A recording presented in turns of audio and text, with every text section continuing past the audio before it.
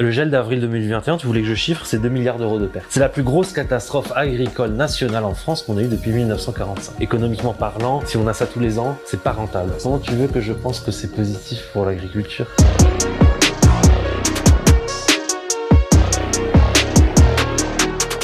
Salut tout le monde, bienvenue sur cette chaîne qui s'appelle Limite. On est là pour parler de limitation des ressources, des limites humaines, des limites planétaires. On est là pour essayer de comprendre dans quel bordel on est et vers quoi on est en train de se diriger et quelles sont les possibilités pour gouverner un maximum notre gouvernail de l'autre côté, vers d'autres mondes, vers d'autres façons d'habiter la Terre. Abonnez-vous, likez, commentez cette vidéo tout au long parce qu'elle va être sucrée, salée, parfaitement épicée. Elle va être très végétalisée avec Serge Jacquat qui est avec nous. Salut Serge. Salut à tous. Alors depuis le temps que je voulais t'avoir sur cette chaîne, enfin. Merci à toi de me faire l'honneur d'être ici aujourd'hui. Serge, avant qu'on rentre dans le vif du sujet, je tiens à faire un petit disclaimer. Je vois déjà les commentaires arriver. Effectivement, Vince, animateur qui parle de plein de choses en rapport avec les limites planétaires, la géopolitique, l'épuisement des ressources et qui porte du Nike. Alors sachez qu'aujourd'hui, avant Serge et après Serge, je vais aider mon fils dans son club de foot. C'est pour ça que j'ai la vareuse. J'ai décidé de la garder. J'aurais pu me changer, mais j'ai décidé de la garder. Donc les petits commentaires en mode « Ah, tu portes un Nike, etc. » Merci, mais ceci est une seconde main, sachez-le. Serge, pour ceux qui ne te connaissent pas, déjà bienvenue à toi, tu m'excuses, il faut que je contextualise les choses. Tu diras, moi je porte un Marcel, donc... Mais on voit pas la marque. Ouais, il n'y a pas de marque, jamais. Voilà, exactement. Et moi, je ne porte jamais de marque, sauf quand c'est pour soutenir mon fils. Voilà, c'est son club de foot, Odergame, très bon club. Serge, pour ceux qui ne te connaissent pas, il y en a très peu, mais on ne sait jamais. Est-ce que tu pourrais, s'il te plaît, déjà me dire qui tu es, pourquoi est-ce que qu'est-ce qui t'a amené à être sur cette chaise aujourd'hui? Alors, je suis Serge Jacquat, je suis agroclimatologue. Agroclimatologue, je travaille sur l'impact du climat sur l'agriculture et inversement. Là, je suis en Belgique actuellement pour justement former des agriculteurs sur l'impact du changement climatique sur les productions agricoles belges, l'orge, le blé, la betterave, la pomme de terre, etc., etc. Peut-être la vigne dans l'avenir. Donc là, je suis en Belgique. Je suis passé te voir justement pour parler de ma science qui est l'agroclimatologie. Je suis pas juste agroclimatologue, ça c'est pour la partie journée, parce que je dors pas beaucoup. La nuit, je suis chasseur d'orages. Donc là, j'ai des orages par exemple dans 2 jours à Montpellier, chez moi, et je vais faire des photographies des orages la nuit. Est-ce que t'es pas un peu comme les Américains, tu sais, qui suivent et qui essaient de trouver des tornades, avec leur bagnole, exactement. Le Alors SUV c'est peut-être pas le SUV, j'ai pas le SUV, mais c'est parce qu'il y a du matos à l'arrière et tout, le pick-up plutôt. Ouais, c'est ça. Alors c'est le même principe que les chasseurs d'orage américains. Oui, on a beaucoup d'aventures, beaucoup d'adrénaline, beaucoup de stress, beaucoup de fatigue. On va sur le terrain, on suit les orages. Alors chez nous, les orages en Europe sont quand même beaucoup moins majestueux, beaucoup moins dangereux qu'en Amérique. Donc on n'a pas forcément les tornades. Par contre, on peut avoir de très belles photos, de très beaux événements, de grêles, d'inondations ou de foudre.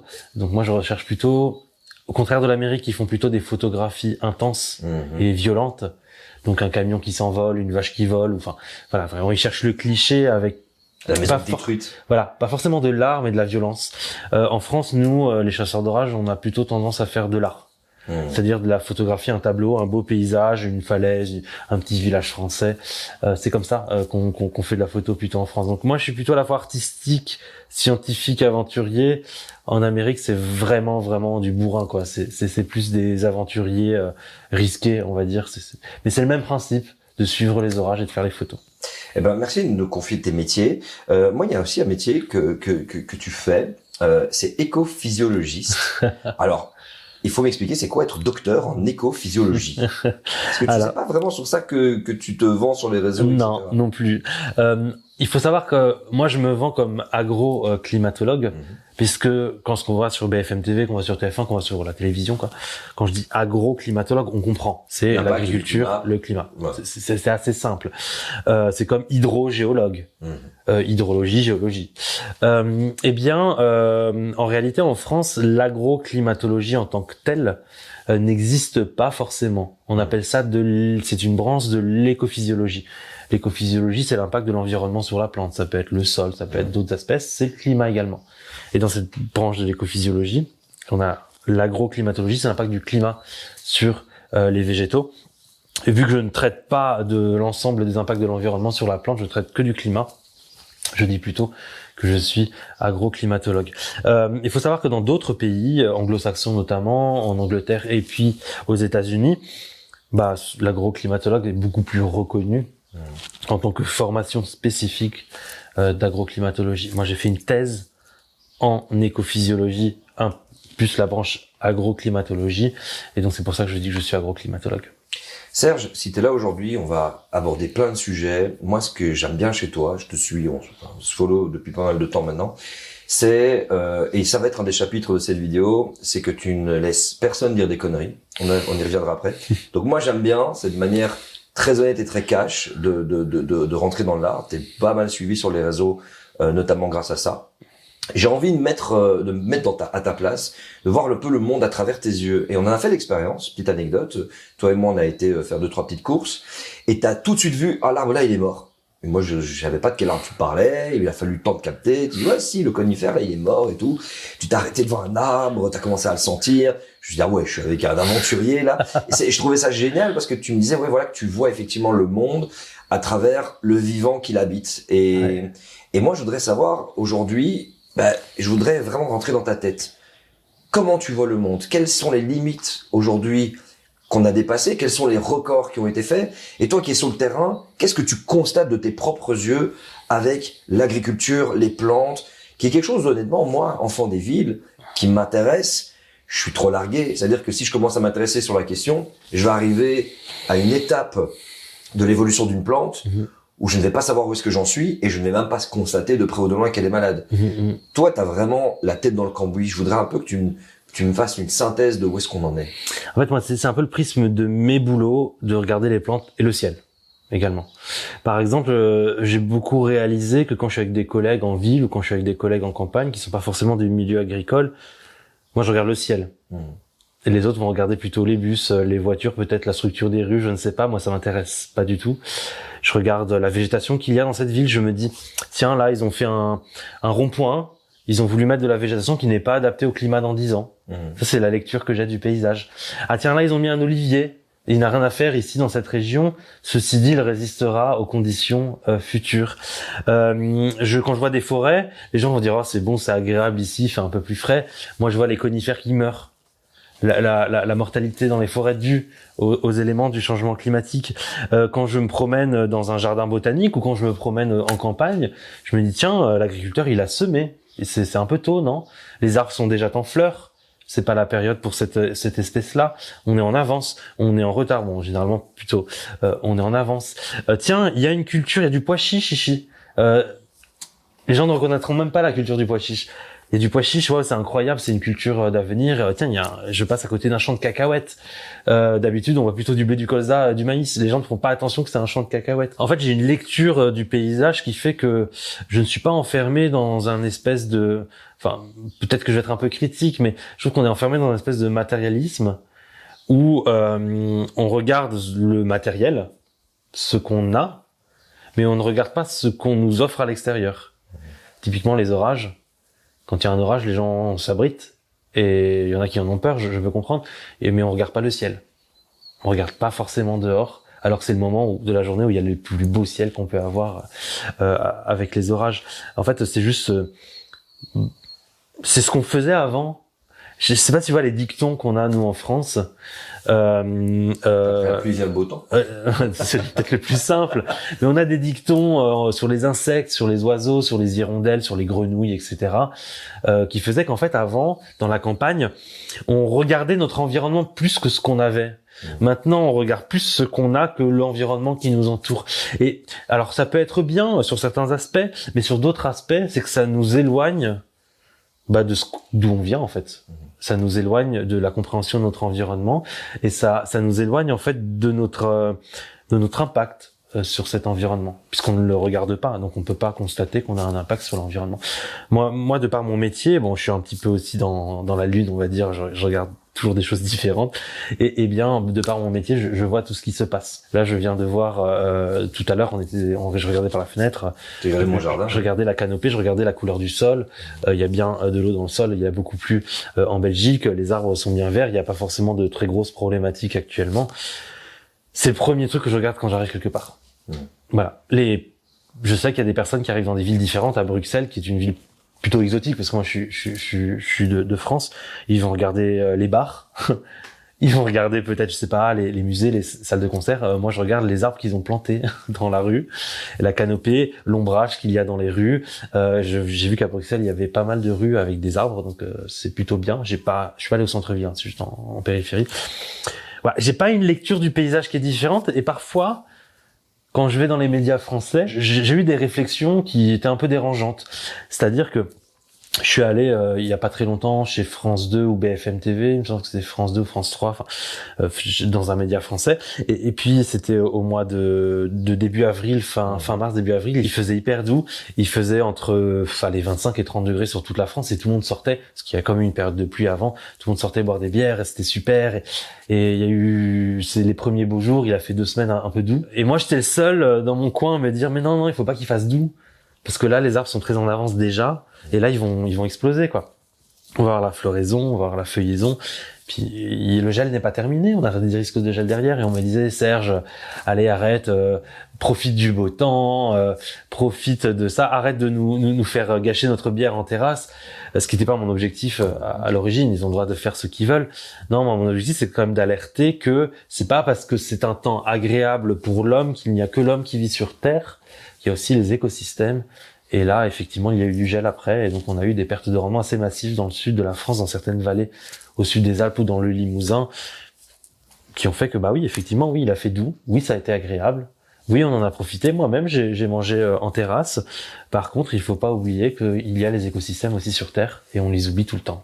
Souvent, tu publies des graphiques sur Twitter, sur les réseaux, pour expliquer où est-ce qu'on en est pour sortir un petit peu de ce champ de compréhension du monde qu'on a à court terme. Comment ça se passe aujourd'hui? Quels ont été les impacts des dernières années? Il y a eu pas mal de fluctuations, il y a eu pas mal de moments inattendus. C'est quoi les limites qui ont été dépassées, mais surtout les records, et ce qui vraiment t'a marqué en termes de perte de rendement? Parce que moi, je suis jamais, je t'avoue, dans l'agriculture, où je demande, et globalement en Belgique, on dit ouais, on a perdu ça c'était un petit peu moins fort, mais j'ai pas le sentiment général, surtout dans le sud de la France.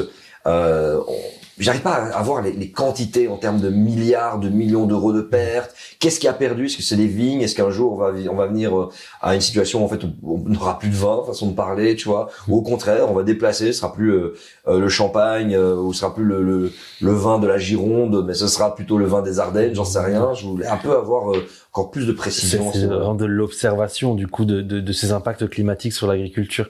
Déjà, il va falloir distinguer l'agro-météo de l'agro-climato. L'agro-météo, c'est ce que je fais régulièrement sur les réseaux sociaux, c'est-à-dire je vous décris le temps qu'il fait actuellement et pour protéger les cultures dans la semaine à venir. Risque de gel, risque de grêle, sécheresse en cours, est-ce que j'irrigue? C'est ça. Ouais. Est-ce qu'il faut irriguer? Est-ce qu'il faut pas irriguer parce qu'il va pleuvoir dans 2 jours, donc autant garder l'eau dans les nappes phréatiques? Est-ce qu'il faut mettre des bougies sur le terrain parce que l'abricotier est en fleurs, parce qu'il va geler? Etc. Pour chauffer les parcelles, pour empêcher le gel de s'installer. Et ça, c'est de l'agrométéo. C'est vraiment ce que je fais sur les réseaux sociaux, c'est d'aider les agriculteurs à prendre des actions, décisions sur le terrain. L'agroclimato, c'est un peu l'accumulation de toutes ces données, on va dire, météorologiques, où on voit les évolutions d'écart par rapport aux normes sur les 30 dernières années. Donc c'est plus du long terme. Là, c'est plus des décisions socio-économiques et politiques. En gros, est-ce que je dois dépenser des milliards d'euros, investir des milliards d'euros dans une usine de pommes de terre en Belgique parce que est-ce qu'il y aura de la pomme de terre en 2050? Est-ce que je dois faire remonter la vigne sur les Ardennes, par exemple? Est-ce que le climat le permettra? Est-ce que je dois développer des filières? Ça coûte plusieurs milliards d'euros et 30 ans de travail pour avoir une nouvelle filière. Est-ce que je dois faire remonter, par exemple, le tournesol en Belgique? Ou alors est-ce que je dois faire remonter la figue de Barbarie, l'olive et le figuier sur la partie centrale de la France? Donc ça, c'est de l'agroclimatologie, c'est le long terme. Donc sur les réseaux sociaux, je fais essentiellement de l'agrométéo, et de temps en temps, après avoir fini des études, je parle un petit peu d'agroclimatologie long terme. Et ce qu'on a observé en agrométéo, donc vraiment le court terme au cas par cas, on a observé plusieurs événements météorologiques dans l'Europe de l'Ouest qui ont affecté la Belgique et la France, mais également des événements météorologiques qui ont affecté l'agriculture complètement en dehors de la France, mais qui ont eu des impacts sur les prix en Europe. Premier point, c'est le gel d'avril 2021. Le gel d'avril 2021, tu voulais que je chiffre, c'est 2 milliards d'euros de pertes. C'est la plus grosse catastrophe agricole nationale en France qu'on a eue depuis 1945. On n'en parle pas de ça. On en a parlé beaucoup à l'époque. Maintenant, on l'a déjà oublié. Oui. On l'a déjà oublié parce que les années se suivent, s'enchaînent, et on a eu d'autres problématiques. Voilà. 2 milliards d'euros de pertes de rendement, c'est juste énorme, moins 30% pour la vigne, moins 59% pour la poire, moins 59% pour la prune de table, etc., etc. Ensuite, on a eu 2022. 2022, là, c'est une sécheresse et 3 canicules, plusieurs centaines de millions d'euros de pertes sur toutes les grandes cultures d'été. Combien, t'as dit? Centaines de millions de pertes. Ok. Ouais. Donc, pommes de terre, betteraves, maïs, moins 54% dans le sud de la France, en Occitanie, moins 21% en Belgique. Donc, économiquement parlant, c'est pas rentable.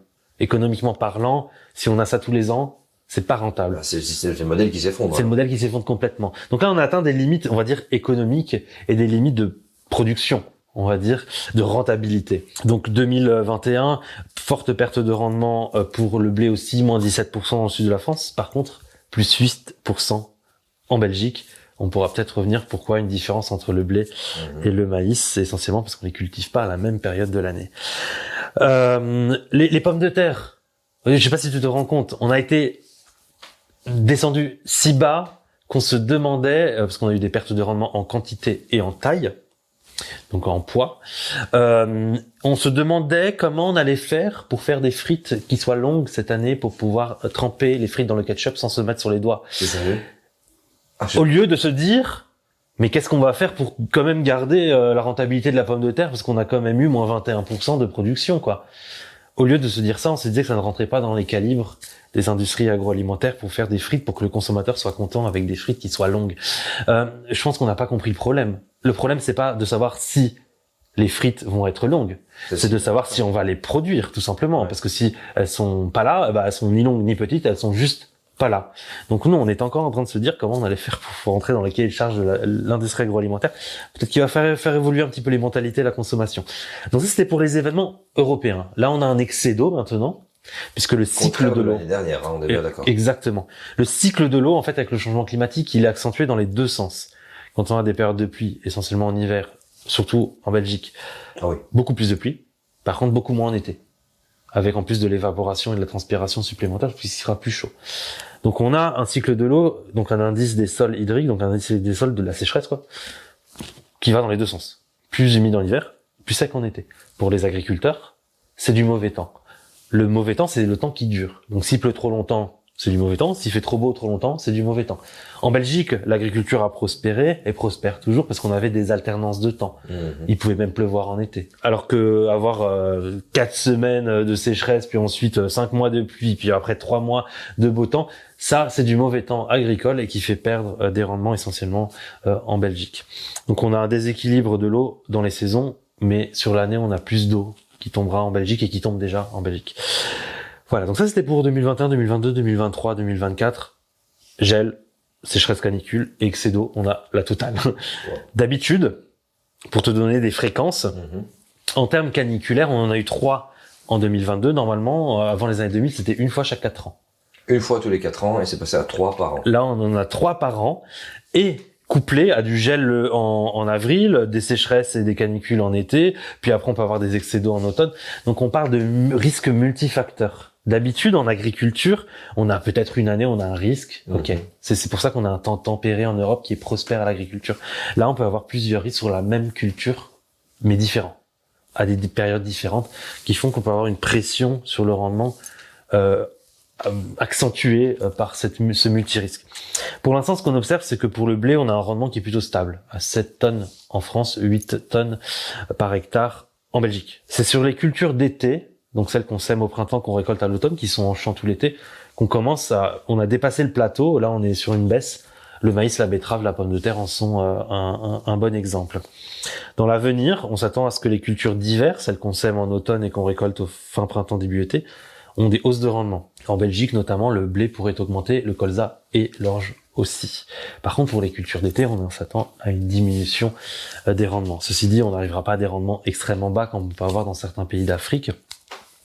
Mais c'est que ça peut mettre à mal certains tissus économiques qui se sont créés autour d'une agriculture productive. Ensuite, on a des événements climatiques, j'ai parlé de l'Europe là, on a des événements climatiques en dehors de chez nous. Exemple, les 50 degrés qu'on a eu au Canada à Lytton en 2021, juin 2021. Le 30 juin 2021, on a presque atteint les 50 degrés. Et dans la zone de production de la moutarde, il faisait entre 35 et 45 degrés. Au Canada, hein, en juin. Je tiens à préciser, c'est plus haut que la latitude de Bruxelles. Donc, des températures exceptionnelles pour la moutarde, et ce qui fait qu'on a eu pas de moutarde. Et vu qu'on a hyper spécialisé le Canada sur la moutarde, ça a volé les capacités de Dijon. Dijon n'a pas de moutarde. C'est la moutarde de Dijon, tu vois. C'est la recette de Dijon, mais je reviendrai. En fait, on a hyper spécialisé le Canada par les échanges internationaux. Climatiquement parlant, le Canada était bien pour la moutarde, comme l'huile d'olive pour l'Espagne, comme chez nous, le blé. Donc c'est qu'en fait, on a spécialisé les régions du monde suivant le climat qui leur était favorable. Toi, tu produis du blé, moi, je t'échange de l'huile d'olive, quoi. Oui. Voilà. Oui. Depuis toujours, je veux dire, la Belgique a été un centre assez important depuis la colonisation du Congo en ramenant des fruits exotiques. Je veux dire, le chocolat Côte d'Or s'appelle Côte d'Or parce que c'est la Côte d'Or du Ghana où il y avait tout le cacao qui a été produit. Et c'était génial parce que c'est de là-bas qu'on pouvait faire pousser des choses qu'on ne pouvait pas faire pousser ici. Donc c'est vrai qu'il y a des particularités partout un petit peu. Ça, c'est des aspects positifs parce que nous, la banane, l'avocat, la mangue, on peut les faire cultiver en Belgique. Ça coûtait cher en serre. C'est clair. En chauffage aussi. Ouais. Et il faut les faire ramener d'autre part parce que climatiquement parlant, c'est impossible d'avoir une autonomie alimentaire sur tous les aliments qu'on a dans les rayons des magasins. C'est impossible. Oublier la banane. Si on veut avoir une autonomie alimentaire à 100%, on peut enlever 75% des fruits et légumes parce qu'ils ne peuvent pas pousser dans le climat dans lequel on est. Et donc, on a ces aspects positifs d'échanges internationaux, mais aussi des aspects négatifs quand on va vers une hyper spécialisation mondiale. La moutarde pour le Canada et puis l'olive pour l'Andalousie par exemple et le cacao pour certaines régions plus tropicales. Et donc on s'est trouvé avec une pénurie de moutarde en Europe puisqu'il y avait des problèmes de moutarde au Canada. Un événement climatique à l'autre bout du monde a fait chaîne d'approvisionnement impactée. Voilà.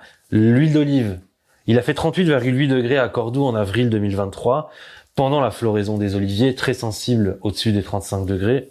Moins 50% de fleurs. Wow. L'huile d'olive est passée de 1,83 € par litre en août 2020 à 7,69, il me semble, un truc dans le genre. C'est quasiment 4 fois plus. Oui, 4 à 5 fois plus. Voilà. En 2023, en août 2023. Je sais pas si tu te rends compte. Un événement climatique en Andalousie a multiplié par 4 le prix de l'huile d'olive dans le monde. Tout simplement parce que l'huile d'olive, 50% de l'huile d'olive mondiale est produite en Andalousie, hyper spécialisation, événement climatique pendant une période de sensibilité, les prix augmentent. Et je te parle pas des guerres entre le tournesol et le blé, les guerres aussi ont le même impact en fait. Nous ici on cuit à l'huile d'olive, ma chérie adore pour ses préparations. Et pareil, et en fait je me fâchais parce que je me dis mais quoi, encore une bouteille? Et je me suis rendu compte à chaque fois que j'allais en chercher une que ça coûte super cher. Ouais. Et je crois que j'ai vu des bouteilles à 9, 10, 15 euros. Tout à fait. Ce que j'avais pas connu avant, et là tu me donnes une explication. Je me suis dit ouais, je vais mettre ça sur l'inflation qui est un paramètre, non forcément, mais qui est un petit paramètre par rapport en fait à une autre réalité. C'est hallucinant. Mais alors dans ce monde qui est en train véritablement de se métamorphoser aujourd'hui, on dit qu'on a 1,2, on dit pas, on est à 1,2 d'augmentation, 1,1, 1,2 en moyenne sur le changement climatique, 1,5 depuis l'année dernière. Cumulé phénomène El Niño, changement dans les transports maritimes et dans les tropiques, la température est en train d'augmenter. Bref, on a atteint une moyenne beaucoup plus élevée que d'habitude, je vous mets les graphes, où on a fait 1,5. Pour que les 1,5 de l'accord de Paris soient définis comme atteints, normalement c'est sur une moyenne de 10 ans, quelque chose dans le genre, et plein d'autres paramètres. Où est-ce qu'on en est aujourd'hui au niveau de l'agriculture, que ce soit en Belgique, en France, et même dans le monde? Tu viens de me citer justement cet exemple de l'huile d'olive où monsieur et madame tout le monde est impacté, la chaîne d'approvisionnement est impactée, mais ça veut dire quoi? Ça veut dire qu'à un moment donné, tes bananes vont être impactées, ça veut dire qu'à un moment donné, ta coriandre, toutes tes épices, tout va être impacté, donc les prix vont augmenter, et quoi? Est-ce qu'on va se retrouver dans allez, tu sais, une alimentation qui va nécessairement coûter plus cher, sans prendre en compte le paramètre que moins d'énergie fossile, peut-être plus de main-d'œuvre humaine à l'avenir? Je voulais un petit peu ton regard global. En fait, l'alimentation va forcément coûter plus cher dans l'avenir. Parce que soit on s'adapte dans l'agriculture, donc ça coûte des moyens pour s'adapter, de faire évoluer les zones de production, de faire évoluer la façon de produire, les machineries, etc., la main-d'œuvre. Ou soit on ne s'adapte pas, on laisse comme ça, donc là on a des pertes de rendement, donc moins de production, donc ça coûte plus cher. Donc dans les deux cas, la production agricole va forcément coûter plus. Et autre point, normalement, la consommation de produits alimentaires devrait déjà coûter plus, parce que les agriculteurs ne sont pas forcément rémunérés à leur juste valeur. On a trop tiré vers le bas les prix, et donc on a des difficultés économiques dans le milieu agricole. Donc dans la vraie vie, normalement, on devrait payer plus, Et surtout, on devrait manger mieux et payer plus. On devrait considérer que l'alimentation dans la part du pourcentage, on va dire, des ménages d'achat doit être plus élevée. Malheureusement, elle diminue de plus en plus. Je crois qu'on est passé en dessous des 10% parce qu'on est devenu dans une société mensualisée. Je paye l'abonnement téléphonique, Internet, Netflix, tout ça. Et en fait, il y a plein de services et du coup, qui au dépend de l'alimentaire. Et puis on a aussi le matériel, les téléphones, les ordinateurs. Et de plus en plus, on a tendance à mettre l'alimentation comme une source de survie, quoi. C'est pas une source de plaisir, et une nécessité. C'est une nécessité de manger pour continuer à vivre, quoi. C'est pas une source de plaisir, c'est pas une source de cuisine, c'est pas une source de convivialité. Ça n'est plus une, ça on perd. Ouais, on le perd de plus en plus. Donc voilà, on y reviendra certainement dessus. Il faut savoir que l'agriculture, ça fait, on va dire, plusieurs milliers d'années qu'elle est prospère dans un climat qui lui est donné. On a quelques variations climatiques en Europe, quelques variations climatiques dans les restes du monde, mais globalement, sur Terre, l'agriculture s'est développée, s'est spécialisée dans chaque région du monde. Quand tu vas, par exemple, en Méditerranée, tu auras plutôt de la vigne, de l'abricotier, etc. Quand tu montes en Belgique, tu as des pommes de terre, de la betterave, des champs de céréales. Chaque climat, on a de l'agriculture qui s'est spécialisée, d'ailleurs, qui est généralement accompagnée de forêts typiques, la garrigue dans le sud, les forêts de châtaigniers, de chênes dans le nord. Donc chaque paysage correspond à un climat donné. Quand tu as le climat qui évolue, tu as plusieurs façons de voir les choses. Soit tu ne fais rien, donc là tu continues à produire de la même façon la même chose, donc la biogéographie de ta culture, l'aire de répartition de ta culture, elle était présente dans un climat passé, ton climat s'en va, il change, et ton culture est toujours là, donc t'es plus dans la zone productive à 100% de cette espèce-là ou de cette variété, et donc ton rendement va diminuer. Ça c'est le premier point si tu fais rien. Deuxième point, tu essayes de t'adapter en gardant la même espèce. C'est-à-dire que tu vas développer des techniques d'agroécologie, tu as la même espèce avec des techniques d'agroécologie qui font attention au sol, moins de labour, plus de couverts végétaux, peut-être parfois plus de main-d'œuvre dans les champs. Ça peut coûter également plus cher, attention. Tu t'adaptes en ne changeant pas ton espèce. C'est-à-dire que tu fais tomber ton maïs, ta vigne exactement au même endroit, mais tu essayes de mettre des pansements, même si le climat change, pour changer le microclimat de la parcelle, par exemple, mettre des arbres, des haies, ça fait baisser un peu la température. Ça, dans un premier temps, c'est intéressant, notamment en Belgique. Par contre, dans le sud de la France, on est déjà plus loin. Dans le sud de la France, ce qui se passe, c'est que le blé, le maïs, le colza, la vigne, les cépages, l'abricot, en fait, le climat a tellement changé que ces espèces qui étaient présentes à l'origine ne sont plus dans la biogéographie, l'aire de répartition. Et donc, en fait, elles ne sont plus productives. Il faut changer d'espèce. Et là, ça coûte beaucoup plus cher et c'est beaucoup plus long. Parce qu'avant, on pouvait changer d'espèce, implanter de nouvelles espèces, mais vu que le climat était stable, on avait le temps. On pouvait, et ça mettait des dizaines d'années, et là, on n'a pas le temps. Là, le changement climatique est tellement rapide que certains cépages de vigne ne produisent de moins en moins dans le sud. Le maïs, ça devient une aberration de plus en plus par rapport à la consommation de l'eau. L'abricotier fleurit plus tôt, il est toujours détruit par le gel. Il y a un moment, en fait, nos espèces qu'on a définies par des milliers d'années, définies à des zones, en fait, elles ne sont plus productives de moins en moins. La productivité descend au détriment d'autres espèces, la cacahuète, la nèfle, la figue de Barbarie, la grenade. À la place des vaches laitières, il y a les ovins, les caprins. Enfin voilà, on a de nouvelles espèces qui peuvent arriver et produire à la place des anciennes espèces. Ouais, mais ça demande un plan global. Oui, il n'y a pas. Ça demande en fait parce qu'un plan Marshall de l'agriculture, c'est-à-dire de redéfinir la carte géographique à l'échelle européenne des productions. Et quand je te dis que les prix vont augmenter, c'est pas que à cause des pertes de rendement. C'est aussi parce que ça coûte extrêmement cher d'arriver à faire de nouvelles filières sur un territoire. Par exemple, le plus simple, c'est de cultiver alors que c'est déjà compliqué. Après, qui achète? Qui transforme? Qui consomme? Qui stocke? Qui réfrigère? Qui revend? Qui fait du marketing? Qui fait les cahiers de charges des IGP, des AOP? C'est qui? En fait, c'est ça le problème. C'est pas juste je fais ma nouvelle culture, c'est qui va l'acheter.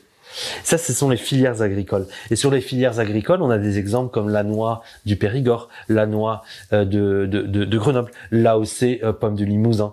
C'est pas arrivé comme un cheveu sur la soupe et tout le monde en a acheté. Ça a mis des dizaines d'années à s'installer dans les habitudes alimentaires du territoire ou national, voire même international. C'est ça le plus long. c'est ça qui demande de l'argent et c'est ça qui va faire augmenter les prix agricoles. C'est de se dire, bah, je dois créer de nouvelles filières, donc il faut des moyens pour créer ces nouvelles filières. En Belgique, si je prends l'exemple de la Belgique, par exemple, le rendement de ta betterave, ta pomme de terre va diminuer de 5 à 20%, ce qui n'est pas suffisant pour... D'ici quand? D'ici 2050, 2060, 2070. D'accord. Quoi. En France, c'est plutôt moins 15 à moins 30 pour la betterave et la pomme de terre, c'est un peu plus au sud. Si on perd 20%, c'est intéressant, puisqu'on gaspille 30% de ce qu'on produit. Exactement. À la production, jusque dans notre assiette, jusque dans le frigo. Ouais. Donc, moins de gaspillage permet de pallier à la rigueur au problème pendant un temps. Ouais, en fait, tu as des marges de manœuvre. Tu peux faire de l'agriculture de conservation des sols, remettre des haies pour couper le vent, moins de labour, plus de couverts végétaux. Attention pour la pomme de terre et la betterave, vu qu'on travaille un peu le sol pour récolter. C'est pas de l'agriculture de conservation des sols purs. Pour l'orge, le blé, ça peut l'être. On a des marges de manœuvre, tu vois. C'est pas une fin de filière. C'est pas une fin de filière. Le maïs, il pourrait même avoir une hausse de rendement avec la chaleur en Belgique, une diminution dans le sud parce qu'il fera trop sec du sud de la France. Mais ça, on peut c'est pas une fin de filière. On peut mettre des petits pansements. Ouais. Mais quand tu te retrouves dans des zones comme le sud de la France, où tu as moins 54% de production de maïs en 2022, alors que 2022 est censé être une année normale en 2050. C'est mort. C'est que le truc, tu vas faire quoi? Bah, tu perds moins 50, puis l'année après, moins 50, puis t'as une augmentation peut-être à la rigueur de 70, puis t'as une année, tu perds moins 80. En fait, économiquement parlant, c'est juste instable. C'est juste instable. En fait, on a dépassé certaines limites de résistance où on a des cartes à mettre sur la table sur l'agriculture de conservation des sols, sur les haies. Il faut les faire. Mais il faut pas forcément les faire sur les mêmes espèces. C'est ça. Déjà prendre, en fait, c'est ça, comme tu le disais, toi-même tu regardais, tiens, pourquoi ils ont planté ça ici, c'est bizarre, en 2050 ça tient pas. C'est mettre en vigueur, est-ce qu'il y a ça? Il y a un plan de loi, de choses qu'on préconise en disant, en essayant de solliciter les agriculteurs à se dire, bon, bah, écoutez, vous avez statistiquement autant de chances de faire banqueroute, non pas pour des raisons du système économique, mais pour du système climatique. On vous conseillerait plutôt de planter ça, de diversifier maintenant, de transformer ça maintenant. Tu donnes des formations, il y a des gens qui font ça, mais est-ce qu'il y a vraiment dans des endroits des plans locaux qui permettent... Il n'y a pas de plan. En fait, ce qu'on observe dans tous les pays d'Europe, alors que pourtant ça fait 20 à 30 ans qu'on alerte, hein. Bah ouais. Ce qu'on observe dans les pays d'Europe, c'est que les agriculteurs qui constatent le changement climatique, ce sont les premiers concernés, encore plus que les gens en ville, parce que eux, ils vivent avec le vivant. Alors, ils ont un travail qui dépend du temps. Ils sont à l'extérieur. Eh bien, ils constatent ces éléments climatiques, ces pertes de rendement. Alors, pour l'instant, on est sur des beaux plateaux, on est quand même sur des hauts rendements en Europe, mais on a une inflexion.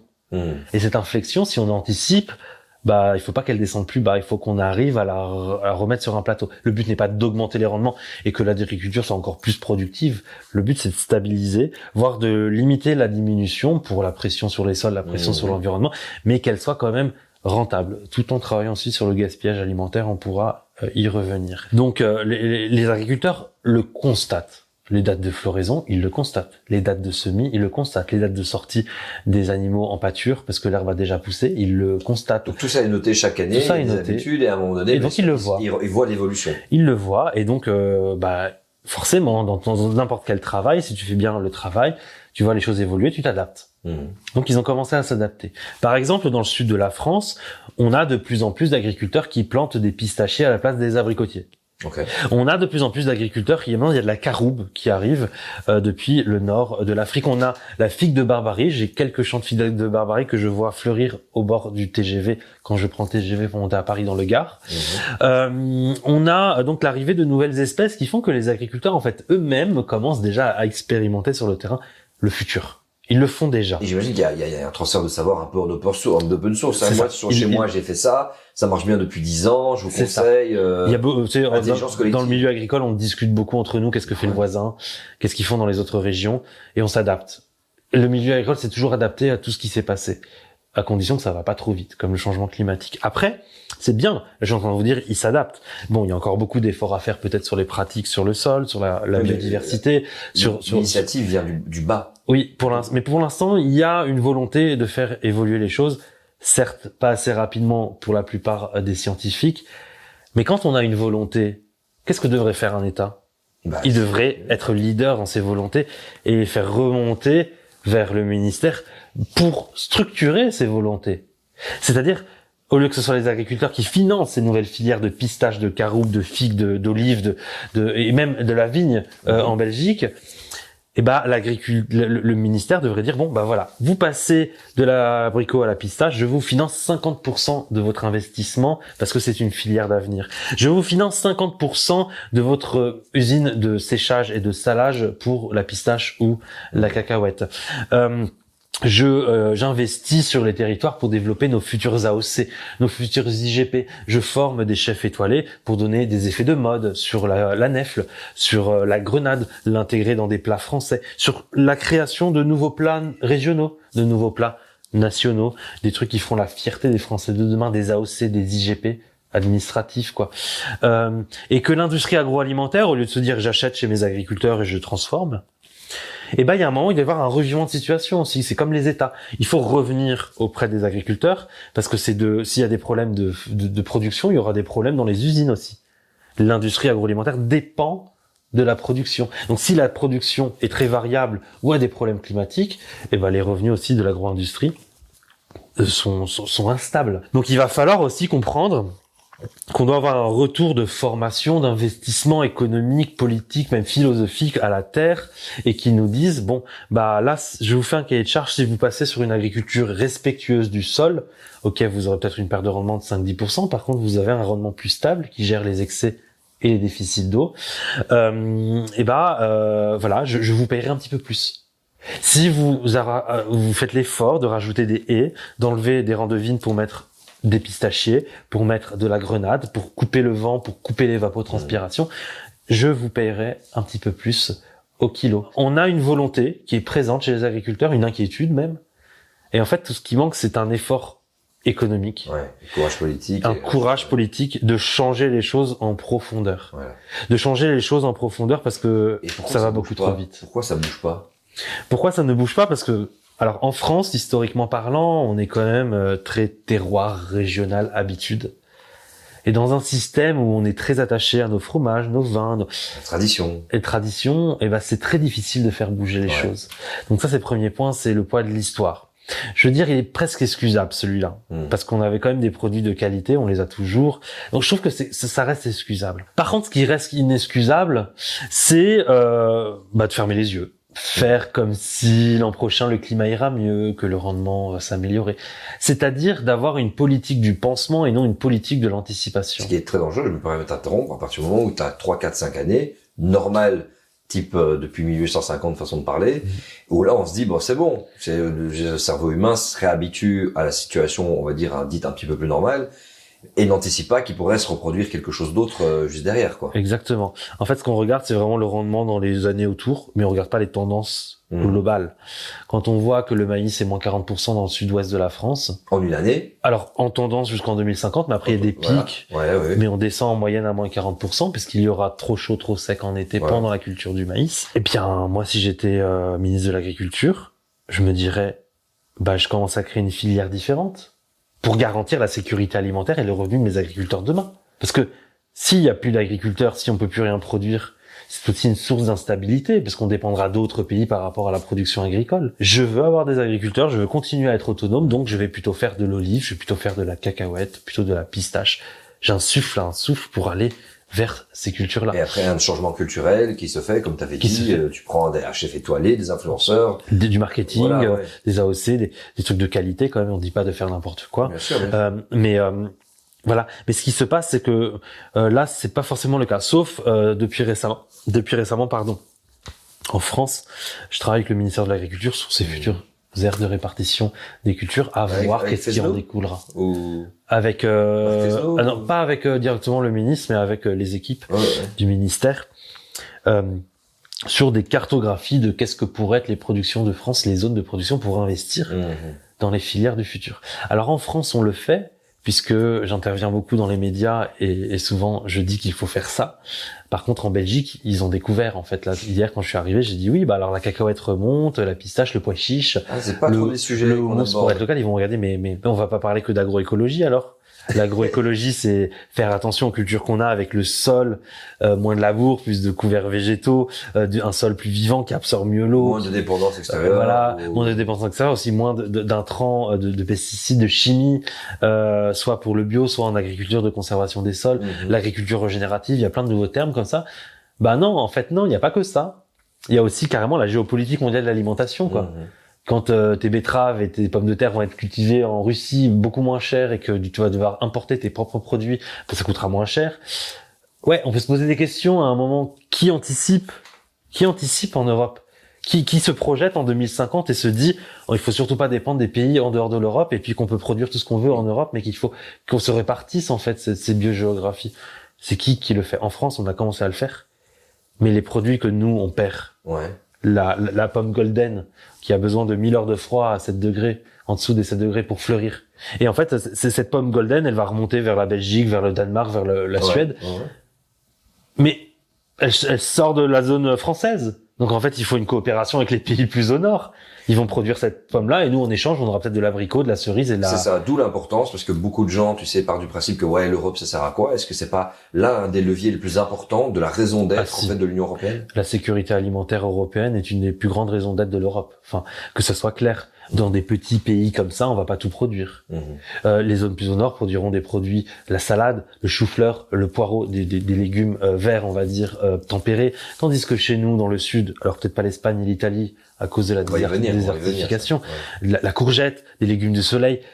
C'est comme ça, en fait, qu'on a une sécurité alimentaire, une diversité de vitamines, une diversité de produits. C'est comme ça qu'on l'a, c'est pas seulement dans un pays, dans l'Europe. Donc l'Europe doit absolument anticiper cette évolution de la biogéographie, les évolutions de l'aire de répartition des cultures. Il faut pas regarder que ce qui se passe dans mon champ pour produire mon maïs ou mon colza et faire de l'agroécologie, etc., même si c'est extrêmement important pour continuer à produire. Il faut aussi voir de délocaliser ces zones parce qu'il y a un acteur qui en profite. Il y a un acteur, en fait, dans le continent européen, pas dans l'Union européenne, qui en profite, c'est la Russie. La Russie, actuellement, c'est le premier exportateur mondial de blé. Alors qu'il y a 15 ans, c'était un importateur. C'est dingue. Il est passé d'importateur, donc il produisait pas assez pour sa population, à premier exportateur mondial depuis quelques années. Pourquoi? Parce qu'en fait, le changement climatique chez eux, c'est moins de gel. La fenêtre de culture s'agrandit dans l'année parce que le gel... il y avait une opportunité économique pour eux. C'est déjà une opportunité. Les filières se construisent parce qu'ils ont plein de restrictions d'échange. Du coup, ils sont obligés de structurer les filières pour nourrir leur population. Ils n'ont pas les mêmes normes environnementales. Le permafrost, les nouvelles terres agricoles, la Sibérie, pour eux c'est une aubaine. Le CO2 qui augmente, ça favorise la photosynthèse du blé, donc ils peuvent en profiter. Et en plus, sur une partie nord de la Russie, peut-être pas du côté du Kazakhstan, mais plutôt sur la partie nord, il y a plus d'eau à l'année, il y a toujours de l'eau, et donc ils peuvent produire plus, le rendement augmente. Chez nous, le rendement se stabilise dans le nord de la France, diminue dans le sud et augmente sur la partie Pologne, Ukraine, Biélorussie.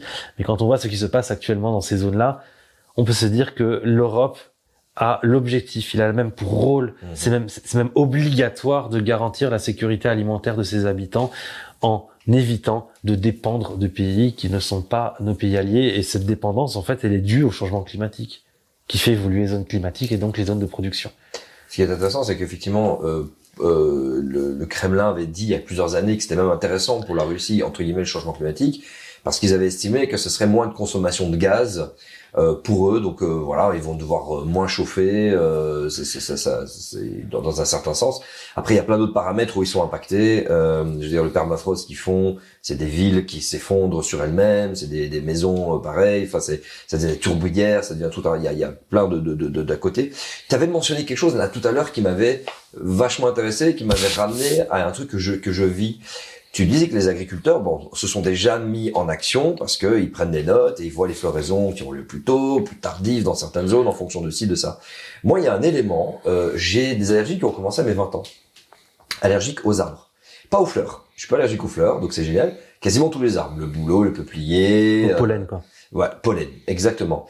Et j'ai remarqué, et ça c'est vraiment aujourd'hui, j'ai 37 ans, donc ça fait 17 ans d'expérience dans les allergies. J'ai été regarder, en fait, dans mes extraits de compte, les 10 dernières années, quand j'ai acheté mon antihistaminique. Et je vois que j'achetais mon antihistaminique au mois de mai, je l'achète en février. J'ai regardé parce que quand j'étais refaire mon check pour voir, je suis allergique exactement à la même chose. Je me suis dit, j'ai vécu au même endroit, j'ai pas bougé de là, on n'a pas abattu les arbres, c'est la même quantité d'arbres. Qu'est-ce qui se passe, docteur Zaka? Qu'est-ce qui se passe? On se croirait dans un truc de docteur, effectivement. Eh bien, en réalité, c'est ce qu'on appelle l'évolution de la saisonnalité des végétaux. Les végétaux ont une gamme d'adaptation. Par exemple, ils peuvent vivre de 5 à 40 degrés. Ils ont une gamme d'adaptation. Et quand on dépasse de cette gamme-là, il y a des stress. Et quand on dépasse des gammes de stress, il y a la mortalité. Ok.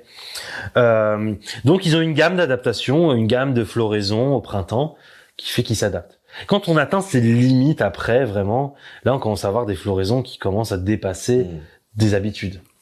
Donc, ce qu'on observe, c'est qu'on a des hivers qui sont quand même beaucoup plus doux. Tu l'as constaté, pendant 17 ans.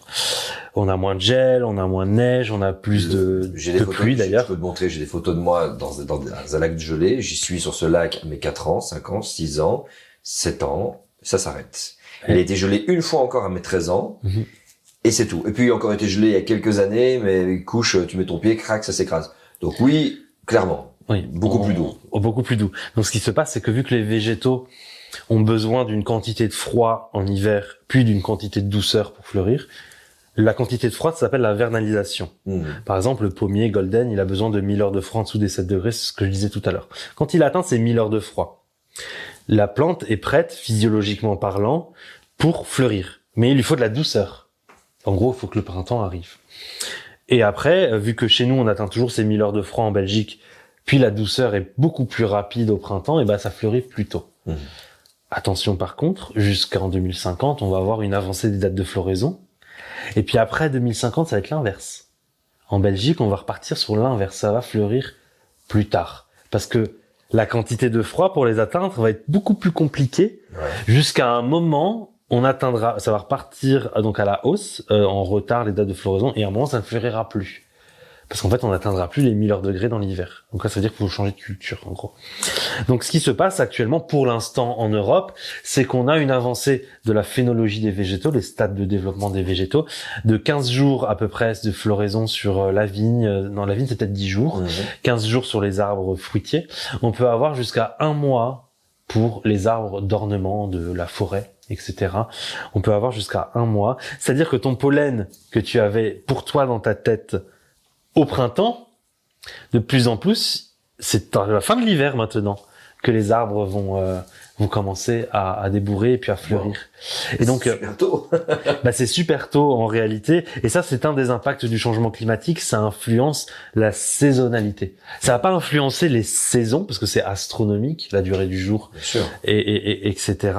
Par contre, ça va influencer tes végétaux. Les fenêtres d'ouverture de chaque côté, quoi. Alors, là, on a parlé du printemps. Tes fleurs, c'est jusqu'à une certaine limite. À un moment, c'est tellement stressant pour l'arbre parce qu'il va mourir, quoi. Hein, on reviendra sur ces limites végétales. Après, en été, là, on se retrouve avec des arbres qui perdent leurs feuilles. C'est l'automne, en plein milieu de l'été, parce qu'il n'y a plus assez d'eau. En France, on a perdu des feuilles, des arbres qui complètement nus, parce qu'en fait, ils se mettent en position de survie. Ils n'ont plus assez d'eau pour faire survivre les feuilles. Alors, ils s'en débarrassent le temps que le beau temps revienne pour refleurir. Et donc en automne, on se retrouve avec le retour de la pluie, avec des floraisons, des pommiers qui fleurissent en automne, des feuillaisons jusqu'au milieu de l'automne.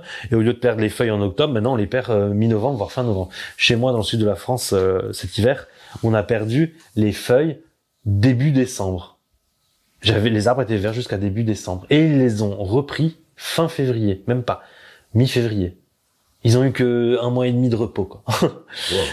Ou 2 mois. Ça déstabilise quelque chose dans l'arbre quand... Exactement. Ah ouais, parce que ça c'est comme si tu me demandais de courir un marathon et que tu me demandes, je suis habitué à courir 10 km et tu me dis tout d'un coup, vas-y, va me courir 40, 2 années de suite, va me courir un 40, ça va être dur, quoi. Ça va être extrêmement dur. Mais en fait, c'est là où on atteint les limites, pour reprendre le nom du podcast, c'est là où on atteint les limites du système plante, quoi. C'est qu'il a une gamme d'adaptation, il peut faire varier, mais à condition qu'il ne se prend pas des coups de stress tous les ans. Là, on va parler de la théorie du boxeur.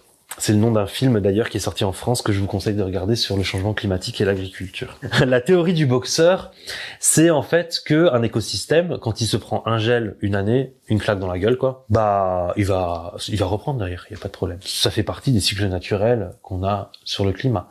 Il y a toujours eu des sécheresses, il y a toujours eu des canicules, il y a toujours eu des gels tardifs.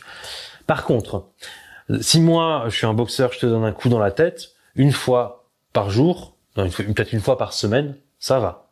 Un coup, même puissance. Tu perds des petits neurones quand même. Ouais, tu perds des neurones, mais tu vas survivre. Oui. Par contre, si je te donne le même coup, la même puissance, mais une fois toutes les 10 secondes, tu vas tomber.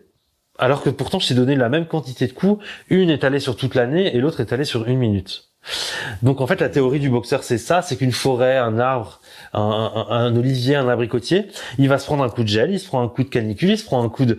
Et en fait, c'est l'accentuation de ces événements en intensité et en fréquence qui font que l'arbre va mourir. En fait, les arbres sont en train de mourir actuellement en France à cause de cette théorie du boxeur. C'est que c'est pas un stress qui va les tuer. Souvent, on m'appelle, les médias me disent, est-ce que ça va tuer mon arbre si j'ai du gel? Bah non, il va pas mourir. Par contre, vous avez vu 15 événements similaires ces 3 dernières années qui ont fait perdre les feuilles. Bah, votre arbre, il se fatigue.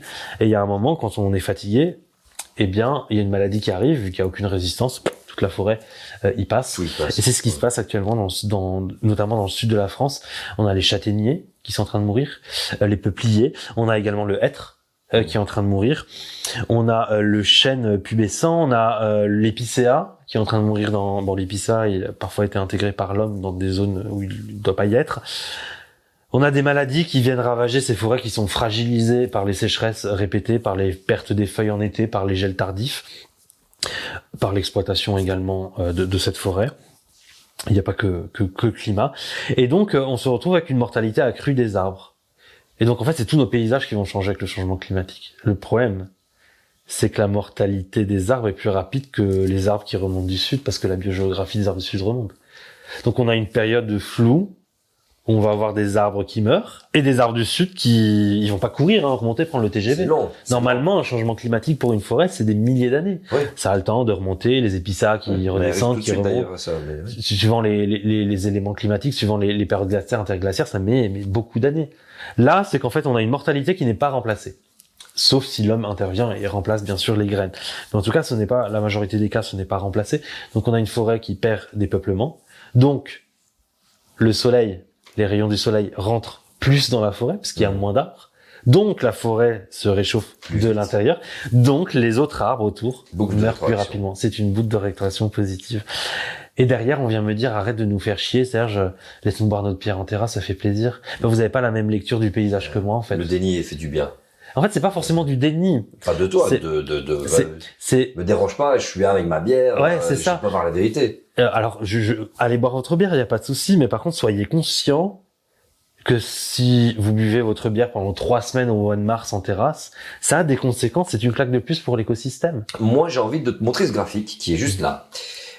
Et tu parlais que justement le système était très lent. Effectivement, on voit que il y a 20 000 ans, la température est montée rapidement sur des échelles de temps et que tout d'un coup, on s'est retrouvé dans un contexte où on a atteint, il y a environ 10 000 ans comme ça, une zone où les civilisations humaines se sont développées pour la première fois de l'histoire de toutes les espèces humaines, que depuis la plus vieille qu'on ait pu retrouver il y a 7 millions d'années, d'Homo sapiens, d'une existence de 300 millions d'années, Néandertal un peu plus, 500 000 ans, pardon, et 300 000 ans. Et là, depuis 10 000 ans, on a vraiment atteint exceptionnellement quelque chose vraiment de relativement stable dans lequel on a pu développer l'agriculture. Et puis on a fait notre révolution industrielle.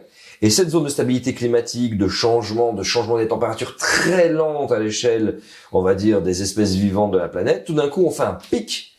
Et on prévoit que cette projection du pic aille complètement dans des anomalies pas possibles. Moi, quand je vois ce graphique-là, je me dis, ça veut dire quoi? Ça veut dire à 2 degrés, en fait, il y a plus d'agriculture, tout s'effondre, le basculement est tellement rapide que on aura plus vite faim que la rapidité avec laquelle on va se réorganiser? Alors, c'est un des risques, oui. Il faut savoir que l'agriculture a prospéré chez les humains dans une stabilité climatique. C'est-à-dire qu'on a toujours les mêmes habitudes, au même endroit, depuis parfois des millénaires. Et alors l'agriculture a quand même évolué depuis 1945, on y reviendra. Mais en tout cas, on ne s'est plus s'adapter aux évolutions brutales du climat parce qu'on les a jamais vécues. En agriculture, on n'a jamais vécu une évolution brutale du climat. Donc c'est quelque chose de nouveau en fait qu'on est en train de découvrir. Alors on a les projections scientifiques qui donnent des conseils pour aller dans certains sens, mais on peut excuser entre guillemets l'homme, c'est qu'il a jamais vécu de cette génération un changement de climat aussi rapide et il ne sait pas vraiment quoi faire. Donc pour l'instant, il est dans une inertie, il fait la même chose en subissant des pertes de rendement. Ceci dit, depuis les années 1945 jusqu'aux années 2020, on avait eu une explosion des rendements, notamment en Europe et dans tous les pays développés. À la sortie de la Seconde Guerre mondiale, on voulait sortir des risques de famine, donc on a investi massivement dans la chimie, dans la mécanique, dans la génétique, maintenant dans le numérique. La fameuse révolution verte. C'est la révolution verte qui maintenant atteint ses limites, on va dire en termes environnementaux, et qui maintenant, en plus de l'environnemental, atteint des limites en termes climatiques qu'elle a provoqué, ou qu'elle a contribué à provoquer, mais qui en fait c'est plus l'impact du climat sur l'agriculture, tandis que l'environnement c'est plus l'impact de l'agriculture sur l'environnement. Donc là, elle se prend un retour de bâton du climat qui nécessite une évolution, et ce retour est tellement rapide qu'il dépasse en fait, par exemple, la découverte de nouvelles génétiques. Comme on faisait depuis 2000 ans, on faisait reproduire une espèce A avec une variété A avec une variété B pour avoir un gain de rendement ou un gain de résistance à une maladie ou des racines plus profondes pour chercher l'eau. On a fait cette sélection génétique pendant des millénaires qui a été accélérée à partir de 1945 par la découverte de travaux sur la génétique, puis accélérée à partir des années 2000 pour les OGM et les NTB ou les NBT. Et en fait, ce qui se passe maintenant, c'est que le climat, lui, il part complètement en cacahuète quand on regarde le graphique. Là, il est plus rapide que, en fait, ce que l'homme peut produire pour s'adapter. Il est plus rapide que l'évolution génétique des espèces. Il est plus rapide que même la découverte de nouveaux OGM. Donc, la génétique ne pourra pas tout résoudre à ce niveau-là. Mais donc, en fait, on est en train de... Oui, vas-y. Non, je me permets, excuse-moi de t'interrompre, parce que c'est monstrueux ce que tu me racontes. Ça veut dire que pendant qu'on a eu ce changement climatique, les espèces ont muté. Bon, pendant qu'on a eu ce changement climatique, les espèces ont naturellement muté pour s'adapter en fonction d'une évolution très lente. C'est tellement rapide qu'elles n'ont plus le temps, on n'a plus le temps, en fait, par la sélection naturelle, de t'adapter à ce qui est en train de se passer. Bah, je te prends l'exemple d'un chêne. Tu plantes un chêne. Il y a des chênes qui datent des rois, hein, dans certains jardins royaux. Ils ont pas vécu un événement climatique aussi rapide. Tu vois. Là, on parle du blé, du maïs, du colza. C'est 1 an. C'est des rotations d'1 an. C'est, ok. Là, c'est des modifications génétiques qui sont induites par l'homme accélérées. Et en plus, le changement climatique en est plus rapide. Mais si tu regardes la nature, tu regardes un arbre, il va pas se renouveler tous les ans. En fait, il est planté. Et pendant toute sa vie, il va prendre 4 degrés dans la gueule. Alors qu'avant, c'était sur 15 générations d'arbres. Tu vois? Ce qui est inscrit dans le code génétique n'est pas préparé. Bah, c'est qu'en fait, nos arbres ne sont pas du tout prêts. Ils ont une gamme de résistance de température. Et là, on va la dépasser. Tu prends par exemple, on parle de résistance physiologique. Tu prends par exemple la vigne. Elle peut résister jusqu'à 45 degrés. Bon, les 42, 43, 44, 45 peut-être éventuellement, suivant les conditions hydriques. Mais au-dessus, elle meurt. Elle meurt. Là, ce qu'on a observé, c'est 46 degrés en France le 28 juin 2019. Brûlure de vignes sur toutes les vignes, elles ont perdu leurs feuilles sur tous les arbres. On avait des brûlures sur tous les arbres dans la forêt. Toute la canopée était marron à cause du vent qui a soufflé en même temps avec 46 degrés. Tu veux faire quoi? Tu vas arracher tous tes végétaux de la forêt, toutes tes cultures et en planter de nouvelles. On n'est pas aussi rapide que l'évolution du climat. Et on oublie tous ces petits extrêmes climatiques qu'il peut y avoir, ces 42, 45, 46 qui peuvent dépasser et tuer les plantes d'un coup. Bah non, en fait, le changement climatique, la gamme d'adaptation d'un végétal, elle est à peu près, on va dire, entre 5 et 40 degrés. Les tempérés, c'est plutôt entre 0 et 30 degrés. Les tropicales, c'est plutôt entre 10 et 40, 45 degrés. T'as les zones un peu méditerranéennes, on peut monter à 45 degrés, l'olivier, par exemple, l'aloe vera, la vigne, tu peux monter à 45, mais au-dessus de 45, t'as déjà vu une plante dans un désert? Au-dessus de 45, c'est la figue de Barbarie, les cactus. On va pas manger que ça. Hein. Et sauf que là, en fait, on est en train de balayer toute la gamme de résistance physiologique des plantes. Ponctuellement, on la dépasse maintenant, mais bientôt, en fait, on la dépassera plus ponctuellement, on la dépassera tous les ans. Ça veut dire que tous les arbres là vont forcément avoir des mortalités accrues et que toute l'agriculture qu'on a va forcément aussi avoir de la mortalité si on ne déplace pas ces zones, et même en déplaçant les zones on pourra avoir des risques de mortalité. Donc c'est ça, il suffit il y a des arbres qu'on a dans notre potager qui sont là depuis 70 ans, 80. À l'époque, les cerisiers, les pêchers, Pour atteindre plus 1 degré de variation, c'était 1000 ans. Mais on a eu 5, 6, 7 générations d'arbres qui se sont succédés, et génétiquement, il y avait des résistances qui se mettaient en place, etc. Là, ça a pas le temps. La génétique n'a pas le temps de faire son travail, le truc va tellement vite, que l'arbre qui a été planté actuellement, imagine-toi, plante un cerisier, il va vivre jusqu'en 2100. Mais en 2100, ce sera pas du tout le même climat.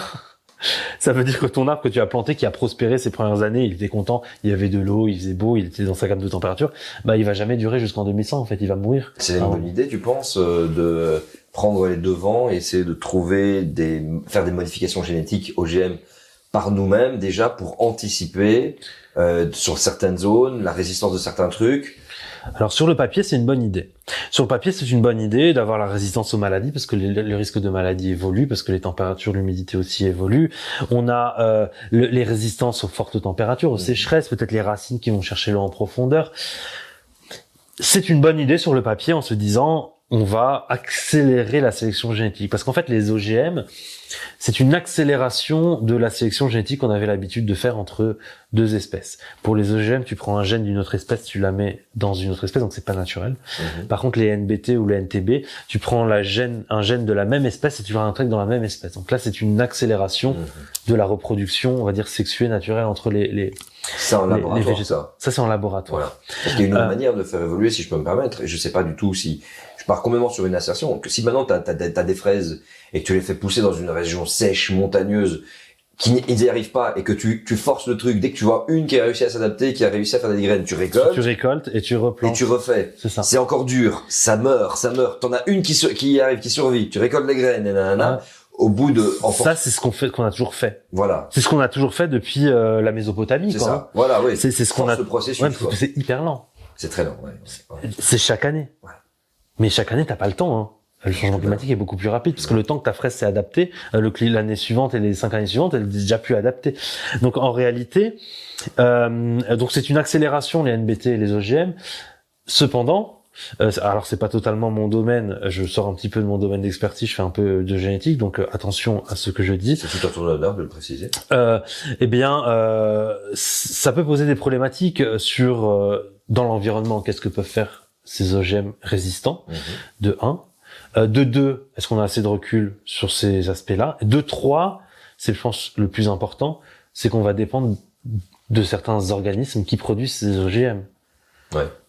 On n'aura pas, on va dire, une multigénétique possible.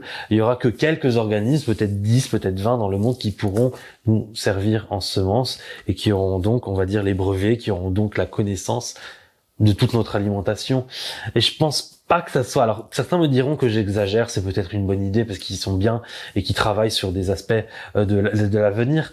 Moi, je dis que par expérience, quand on a que quelques acteurs qui travaillent sur un domaine, on a tendance à avoir des problématiques de dépendance de ces acteurs-là, et c'est pas forcément ce qu'il nous faudrait. Moi, je vois plus de diversité, on va dire, dans la génétique, dans l'avenir, que ce qu'on a actuellement. Donc après, je répète encore une fois, ce n'est pas mon domaine d'expertise, donc attention avec ce que je dis, je donne plus mon avis que sur des choses que j'ai lues de façon plus scientifique. Merci de le préciser. J'attends, et est-ce que tu penses qu'il y aura à un moment donné un plan européen, puisque ça discute beaucoup, l'Europe doit changer de paradigme en bien des points, les notions de croissance à tout prix, voilà, il y a des choses qu'il faut faire croître, j'imagine beaucoup plus agroécologie.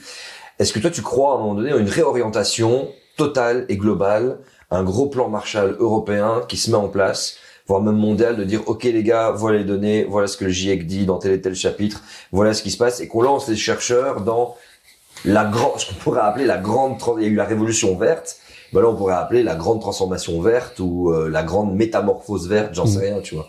Un projet comme celui-là, qui permettrait d'éviter des famines potentielles plus tard. C'est ça. Alors les famines, peut-être pas en Europe, mais dans les autres pays qui sont dépendants aussi des productions européennes. Et les pays en désertification, dont tout le nord de l'Afrique, et également l'Espagne et d'autres pays du monde. Je te renverse la question.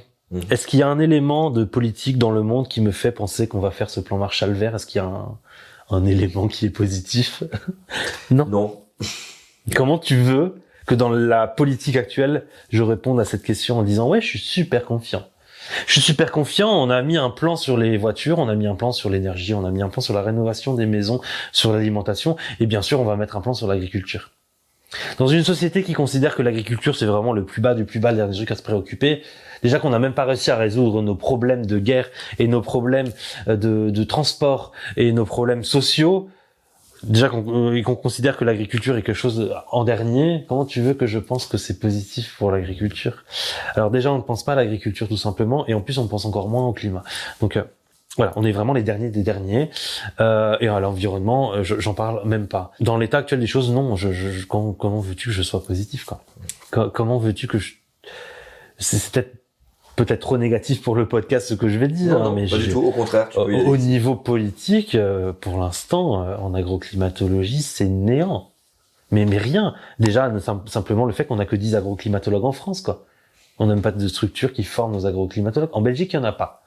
C'est ce que j'ai cru comprendre par rapport à la conférence que j'ai faite hier. Il y en a pas. Dans une société où on anticipe avec des scientifiques, on forme quand même des scientifiques qui peuvent répondre aux problématiques de demain. Si on n'a même pas ces scientifiques, c'est qu'on n'a même pas anticipé qu'on pouvait former quelqu'un pour résoudre un problème. Ça veut dire qu'on n'a même pas anticipé le problème, tout simplement.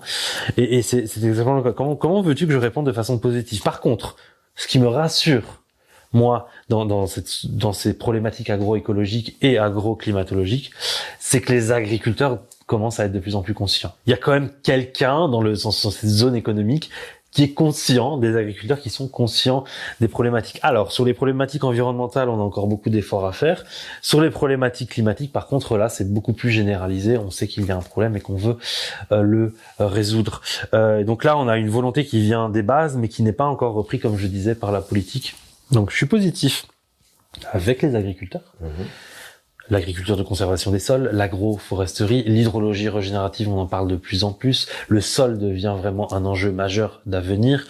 On a de plus en plus de réflexions sur la génétique, même si c'est pas mon domaine, sur est-ce que cette génétique est trop simplifiée, est-ce que ces paysages de monoculture sont trop simplifiés, et on a de plus en plus d'objectifs de qu'est-ce qu'on va cultiver dans l'avenir. Par contre, le point négatif, c'est la politique qui, pour l'instant, n'a pas l'air de faire suffisamment d'efforts pour faire encore plus bouillonner ces idées qu'on a dans le sud, notamment le sud de la France. Donc voilà, je réponds plutôt négatif à ta question sur l'aspect est-ce que je suis positif sur un plan Marshall de l'agriculture. Pour l'instant, j'ai plus l'impression d'être au stade d'expliquer pourquoi il faut faire évoluer les choses. Qu'on en est encore très loin. Pas à l'abri, peut-être que dans 10 ans, ce qui est tard, très tard, cette nouvelle génération, et certains en tout cas, prennent le pouvoir politique pour mettre des choses en place pour assurer l'avenir du plus grand nombre. Il en note. Je vais te lancer sur un autre truc, et c'est plus un constat personnel. On est dans tu as vu toi-même, dans une société qui va très vite, dans un système qui va extrêmement vite, où notre cerveau a créé l'appareil industriel pour combler ses biens, et ses désirs, ses besoins, et ses désirs, qui sont des vieux trucs, des vieux schémas, d'où le fait qu'on a une profusion de sucre partout, alors que le sucre, à une époque, c'est sûr que c'était nécessaire, qu'aujourd'hui, c'est pas ce que tu as besoin là, directement pour vivre, pourtant on t'en met partout, parce qu'on a une addiction au sucre, autant que la cocaïne, et que c'est maladie cardiovasculaire, c'est cancer truc du pancréas, du diabète, tout ce que tu veux. Et aujourd'hui, j'ai la sensation que tout ce que nous créons, y compris les jeux vidéo, je peux théoriser le truc si tu veux, c'est vraiment pour répondre à des besoins de stimulation. Et là, c'est là que je rentre en scène dans le concept de Deliveroo et d'Uber Eats, qui ont du coup uberisé, c'est le cas de dire, l'alimentation. Où moi, né en 1986, je me rappelle aller avec ma grand-mère qui passait du temps à choisir les produits. Et ma famille qui passait du temps à cuisiner. Et moi, qui était derrière mon ordinateur, qui est aujourd'hui, je suis seulement aujourd'hui, en train, depuis que je m'intéresse à toutes ces questions depuis quelques années, en train de refaire mon éducation. Et de me dire, tiens, de reprendre le plaisir de cuisiner, de ralentir. Et donc, le temps que j'octroie dans la cuisine ou dans les courses, c'est en fonction du temps disponible que j'ai. Et comme je suis dans une volonté de décroissance personnelle, décroissance matérielle, décroissance d'intensité, de choses à faire dans ma journée, et donc décroissance aussi de mon travail, donc plus de temps, j'arrive à réorienter mon temps. Mais je me rends compte que dans une société où tout va très vite, où les tendances passent très vite, le nouvel iPhone, le nouveau Samsung, le nouveau téléviseur, le nouveau truc à la mode, le truc là-bas qui est taqué dans la hype, etc., où on doit faire, on va vite, on est de plus en plus oppressé au travail, on n'a plus le temps.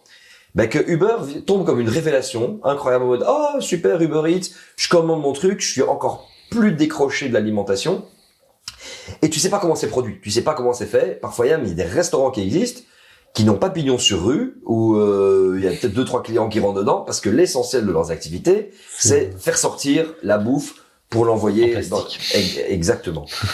Moi je voulais avoir un peu ton feeling là-dessus. Parce que il y a tout un processus de dopamine qui est assez fort là derrière. On a la dopamine quand on mange, circuit de récompense, ça nous fait du bien, et d'autres neurotransmetteurs et plein de facteurs.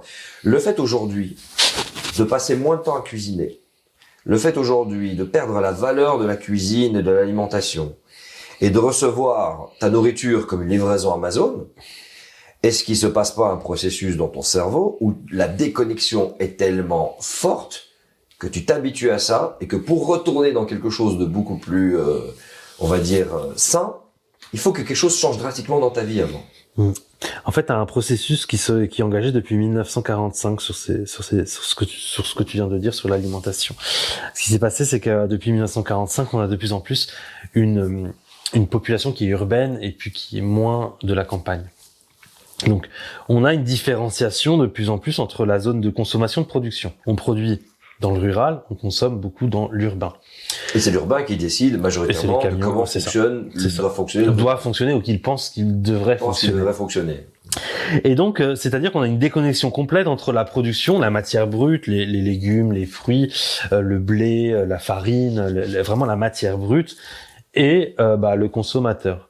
Et là, c'est la première génération, la mienne, donc la tienne également, où on n'a plus de lien du tout avec des agriculteurs. On n'a plus un oncle, un truc qui fait de la confiture, un truc qui fait du pain.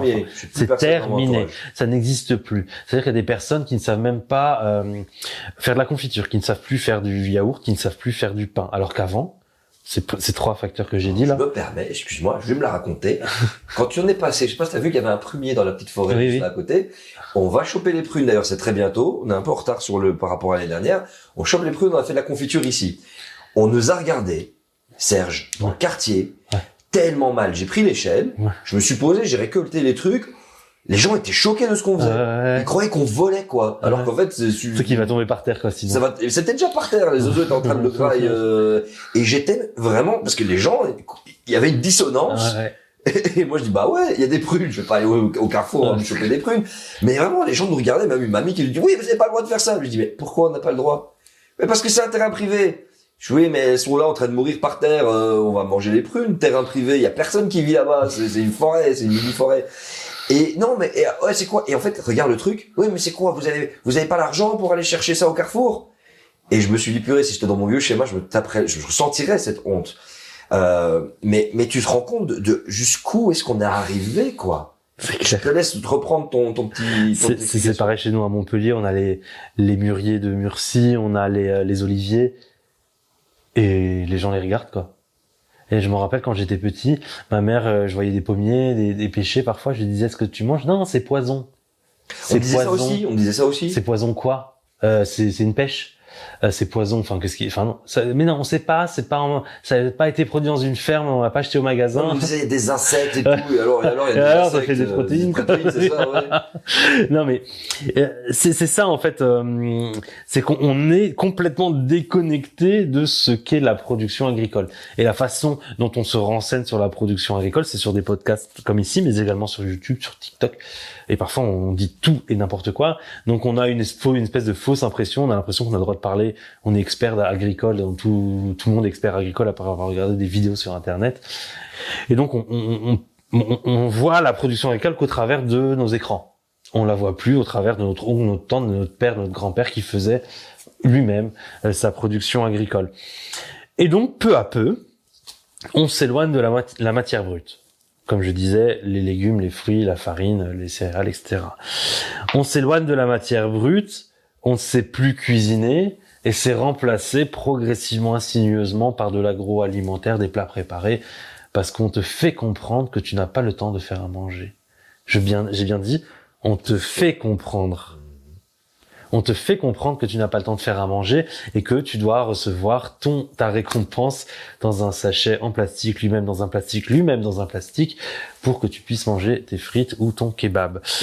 Et c'est que tu t'habitues à ça, et c'est ça le danger. Et tu t'habitues, parce qu'en fait c'est simple, et au lieu de cuisiner, Oui. tu peux faire autre chose. Mais donc le problème c'est que dès que tu veux refaire autre chose, comme tu t'es habitué Ouais. à avoir tout de suite directement, t'as l'impression que c'est une contrainte. Ouais, c'est une contrainte. Alors qu'en réalité, quand tu invites des amis, tu peux t'amuser à te poser sur la table en discutant, en coupant les pommes de terre, en coupant les carottes. Il y en a un qui les fait cuire, il y en a. Et en fait, ça a toujours été comme ça. Ça a toujours été comme ça. La famille, c'était pas les pizzas à emporter, quoi. La famille, c'était pendant toute l'après-midi, les cousins, ils faisaient à manger, et puis on faisait la confiture, et puis on faisait ci, on décortiquait les trucs, et puis on parlait en même temps. Et puis non, c'était pas se poser devant Netflix ou son téléphone, chacun sur un canapé, quoi. Et on a perdu en fait ces habitudes-là, et on t'a fait comprendre que tu n'avais plus le temps de faire à manger, que tu devais faire autre chose, quoi. En gros, et que maintenant les gens faisaient à manger pour toi. C'est une excuse incroyable, parce que moi je suis chasseur d'orage, je chasse d'orage la nuit. Je traverse la France tout le temps pour faire mes réunions. J'ai 3 enfants en plus de cela. Donc une vie familiale, et je dois gérer à la fois mes animaux et mon jardin. J'ai planté 17 arbres fruitiers d'ailleurs l'an dernier. C'est sûr. Et je fais à manger. Quand je suis à la maison, bien sûr, quand je suis en déplacement, je mange soit sur le pouce, ce qui est très dommage, ou soit là où je suis invité en conférence. Mais quand je suis à la maison, je fais à manger. Et en fait, il y a des fois où je fais plus rapidement, je mets qu'1 heure. Et normalement, on a un plat, mais je fais beaucoup en quantité. J'ai des Tupperware, je les mets au congélateur pour le jeudi, pour le samedi, parce que je suis pas là le jeudi, le samedi, donc c'est pour les enfants. Ma femme peut le décongeler. J'ai presque un emploi du temps dans ma tête de ce que je vais manger dans la semaine. De temps en temps, on va au restaurant, bien sûr, on n'est pas non plus des ermites. Mais quand je suis chez moi, je fais tout moi-même. Quand je vais au supermarché, à part pour les enfants, il y a des chips, des gâteaux de temps en temps, ok. Je suis pas non plus un puriste, mais quand je vais au supermarché, quand on regarde mon caddie, c'est des produits bruts. Des oignons, des carottes, de la farine, du lait, Oui, pas le produit transformé de l'œuf. déjà, quoi. Et alors, il peut y avoir un produit transformé, par exemple, du jambon, parce que Ok. c'est quand même un produit transformé, il est pas censé être rose déjà, Oui, par exemple, à la base. t'as pas une vache dans ton caddie non plus. Mais oui. Après, je peux aller chez le boucher Ouais, acheter prendre pour faire le bœuf bourguignon, etc. Mais j'ai pas de lasagne, j'ai pas de Tu vas cassoulet faire en ta boîte. lasagne. La lasagne, je la fais moi-même aux légumes ou à la viande. Et en fait, ce que tu regardes, c'est que dans mon caddie, j'ai plein de choses aussi, mais c'est que des matières brutes qui doivent être mises ensemble et cuisinées. Et ça, c'est pas le caddie que tu retrouves. Non. Le caddie que tu retrouves, t'as, allez, une banane, une pomme Ouais. pour le dessert. Mais des conserves, des produits déjà faits. Alors les conserves, tu peux les avoir en brut, le maïs, Ouais. les haricots verts. Ça, c'est vrai que ça fait gagner du temps, par exemple, de décortiquer l'haricot, etc. Ok, je peux comprendre. Ça reste des conserves, mais pour moi, c'est toujours de la matière brute. Ouais, mais toi, tu Ça- vas faire ton ketchup, tu vas faire ta mayonnaise, tu vas Ouais, faire ta c'est ça. moutarde. Exactement. La moutarde, non, je la fais pas. La mayonnaise, oui. Et le ketchup, oui. La très bonne question, la moutarde, je pourrais essayer de la faire d'ailleurs. Ah bah voilà. Et donc, et moi, ça me fait plaisir parce que il faut se rendre compte, c'est le seul moment de la journée où je suis pas devant un écran, quoi. Parce que sinon, je fais de la modélisation, sinon je fais des conférences, je fais des visios, je regarde les prévisions météo pour les orages le soir, et je regarde pas Netflix. Par contre, pour moi, l'écran c'est pour le travail, c'est pas pour la distraction. Et je suis pas devant un écran. Je suis là avec mes mains en train de faire quelque chose, mais c'est trop cool. C'est trop cool de faire des choses avec ses mains et pas toujours avec son cerveau, avec ses yeux. Et là, je fais des choses avec mes mains. J'ai mon fils qui a un espèce de truc pour être à la même hauteur que moi, une tour d'observation, on appelle ça en France.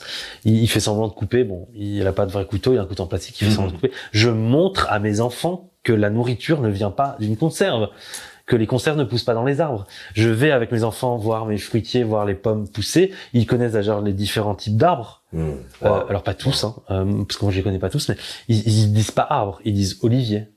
Voilà, ils disent figuier. Je me leur montre que ça pousse dans les arbres, qu'on les récolte, qu'on fait de la confiture et qu'on la mange le matin.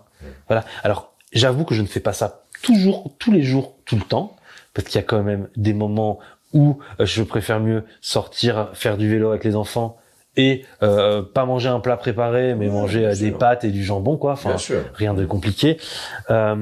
Mais j'essaye de montrer que c'est pas Uber Eats qui fait à manger. Et malheureusement, moi, ce qui me fait peur, c'est que la génération Uber Eats des jeunes là qu'on a actuellement, là ils commencent à avoir les premiers salaires, ils continuent à manger Uber Eats parce que leurs parents leur ont montré, ils n'ont jamais appris à faire à manger. Et ce que je voudrais vraiment, que ce soit en France, en Belgique ou n'importe quel pays d'Europe, c'est qu'on mette des cours de cuisine à l'école, quoi.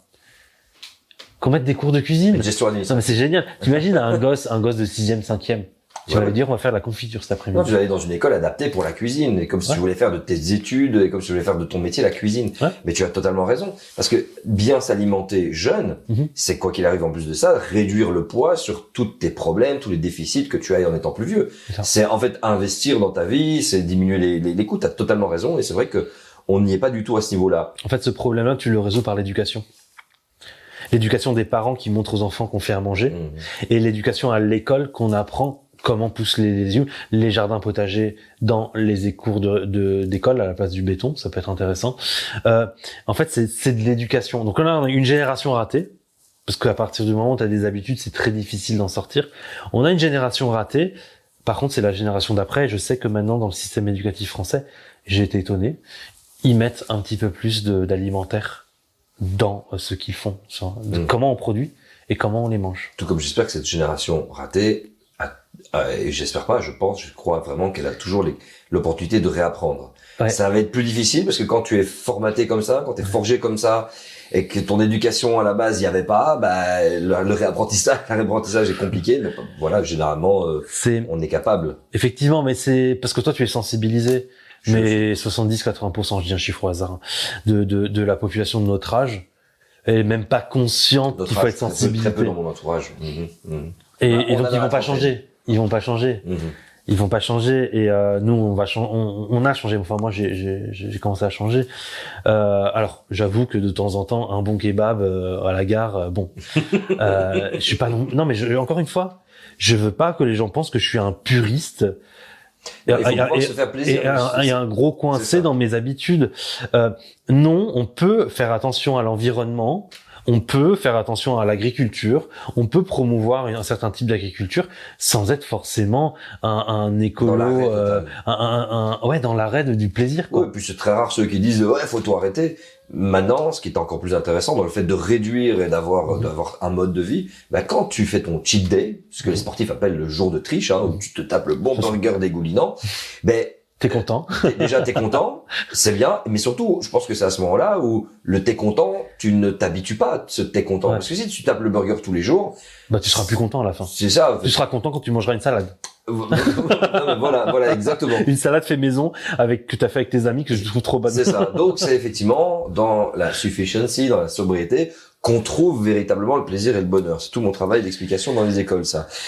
J'ai envie rapidement, avant qu'on rentre dans l'art sur ton autre métier, celui de mec sur Internet qui attaque, ou devrais-je dire non, tu n'attaques pas, parce que tu réponds parfois à des attaques où on te prend à partie.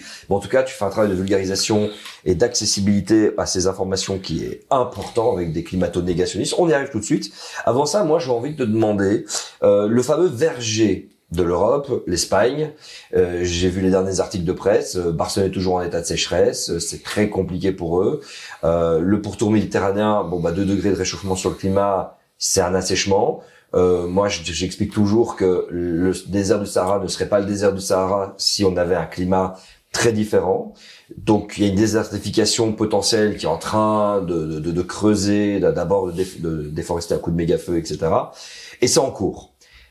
Qu'est-ce qui se passe avec l'Espagne, qui est ce qui nous permet de nourrir l'Europe là pour l'instant C'est effectivement le verger, c'est le verger de l'Europe, l'Espagne et le Maroc également. Dans les contrats d'échange internationaux, on retrouve beaucoup les fruits et légumes en échange d'autres productions, parce que leur climat leur est plus favorable pour ces productions-là.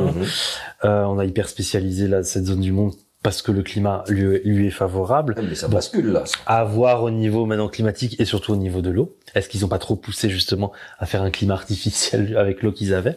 Bon, ça c'est autre chose. Mais ce qui se passe, c'est qu'avec le changement climatique, il y a plusieurs facteurs qui font que les sécheresses augmentent.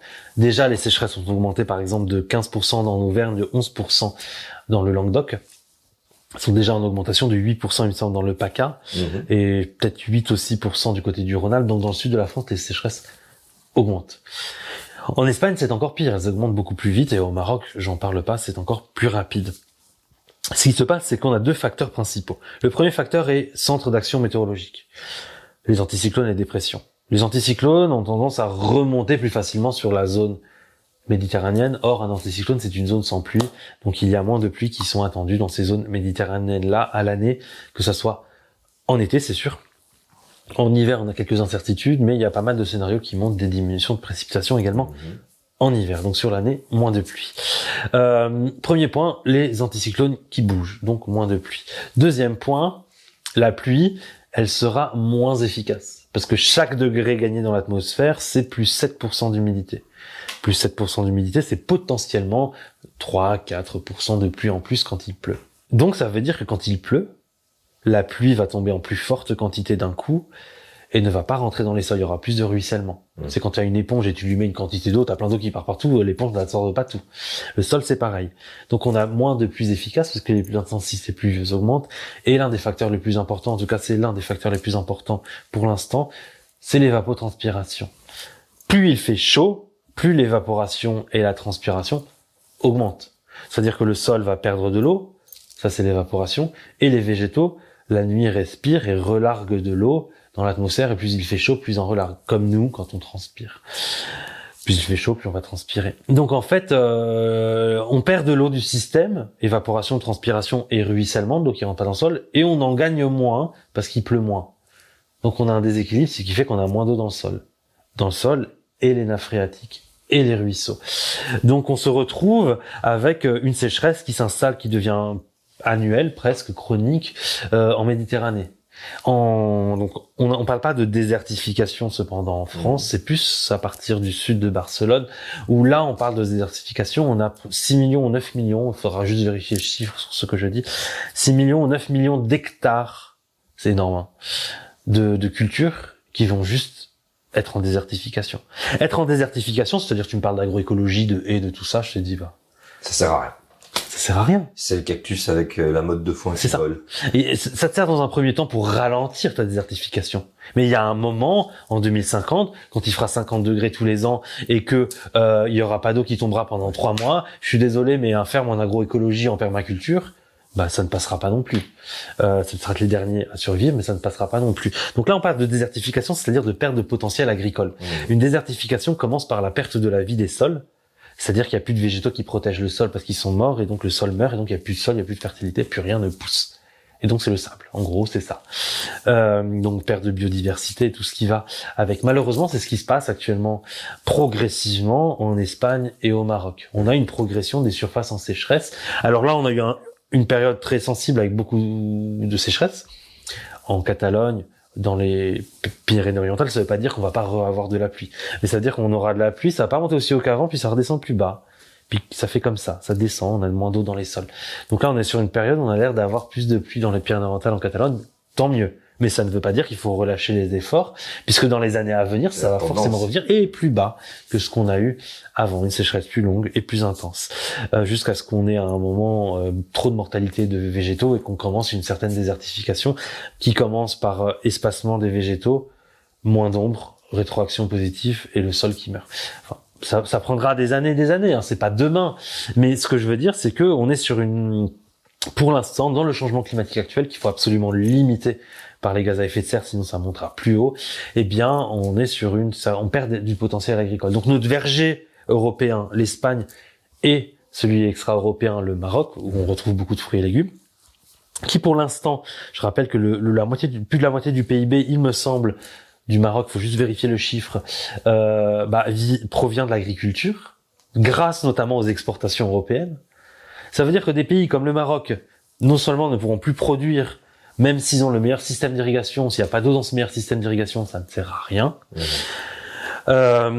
Et ils pourront plus produire. En plus, leur économie est basée sur l'agriculture. Donc ça veut dire qu'économiquement parlant, ça va être extrêmement négatif s'ils ne diversifient pas leurs sources d'économie pour leur PIB. Après, on peut se poser la question sur l'utilité du PIB. C'est autre chose.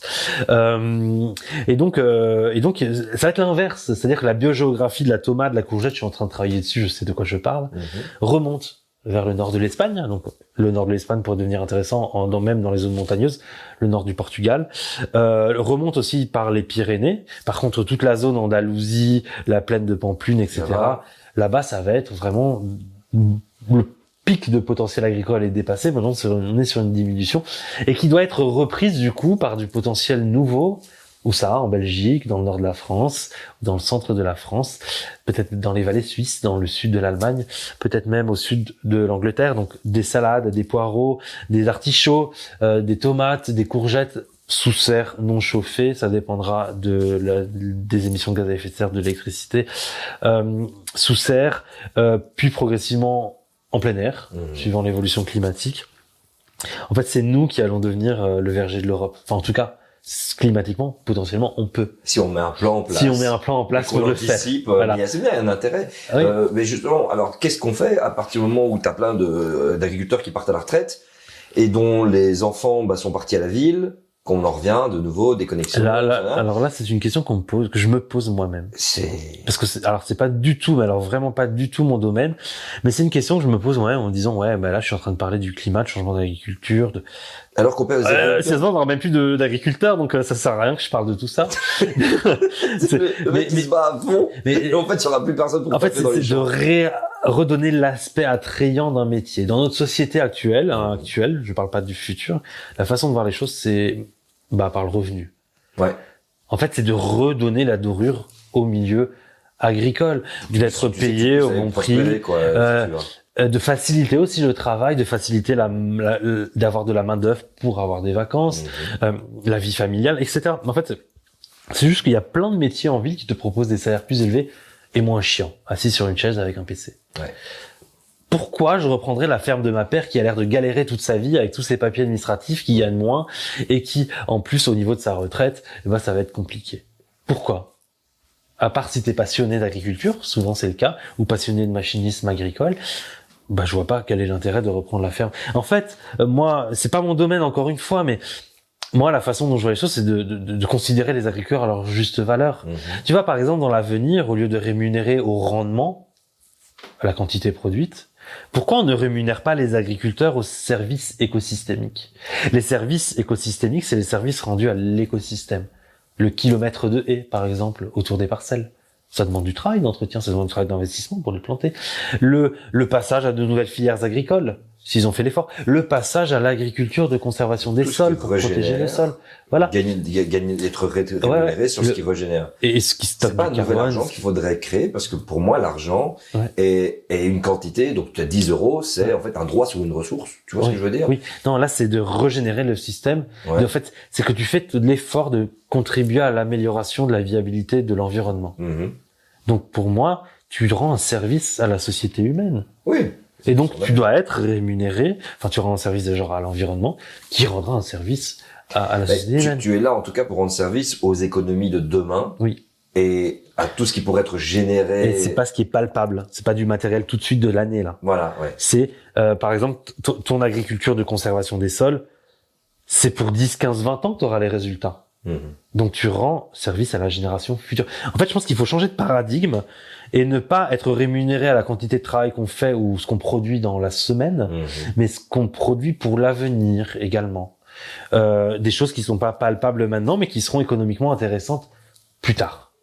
Et ça donnera envie aux agriculteurs d'aller un petit peu plus loin que de produire, mais également de régénérer, de changer de système en réalité. Et c'est souvent quelque chose que je dis dans mes conférences, et j'ai plein de points, la génétique, le sol, les haies, les trucs. Mais si tu pars sur un agriculteur ou des agriculteurs dans la région qui économiquement sont déjà à terre, comment tu veux qu'ils changent de système si on leur promet pas plus de revenus s'ils changent de système? Il y a un moment, il faut les moyens pour faire changer un système. C'est pas toujours de la bonne volonté, quoi. Il y a un moment, c'est un métier aussi, agriculteur, il faut gagner sa vie. Donc moi, j'aimerais bien que dans l'avenir, pour redonner envie de faire de l'agriculture, que les personnes qui font plus de haies, les personnes qui entretiennent plus de haies, les personnes qui ont plus de diversité culturelle sur les parcelles, les personnes qui font de l'agroforesterie, par exemple, donc double économie, des arbres et en dessous des cultures, les personnes qui s'amusent à aller plus loin en faisant pâturer les animaux pendant la saison humide entre deux cultures pour fertiliser le champ, pour éviter d'utiliser des phytosanitaires. Les personnes qui vont avoir des animaux en pâture tout le long de l'année et qui vont avoir qui vont être essentiellement nourris aux pâtures, qui stockent du carbone. Enfin, en gros, tout ce qui peut rendre service aux zones humides, aux alpages, aux campagnes, à tout ça. Les services écosystémiques, ce serait bien qu'on ait aussi un revenu là-dessus. Ça donnerait l'envie peut-être de faire changer le système, mais aussi d'attirer de nouveaux agriculteurs, quoi. Waouh. Serge, moi je te propose que cette vidéo on la fasse en 2 parties. Ouais. Qu'on se retrouve dans une prochaine vidéo. Je te demanderai une petite conclusion sur tout ce qu'on a dit. Ouais. Qu'on se retrouve très prochainement. Alors, entre nous, on va la tourner tout de suite, la deuxième partie. Vous l'aurez peut-être plus tard.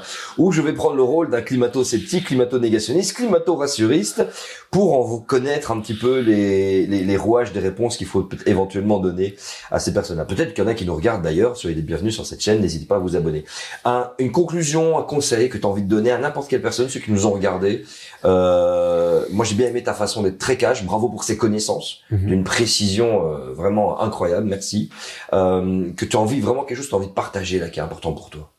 Moi, j'ai envie de dire que si on prend le changement climatique comme quelque chose de négatif, du moins sur l'agriculture, je ne regarde pas les autres domaines économiques, agricoles, c'est sûr qu'on va pas y arriver.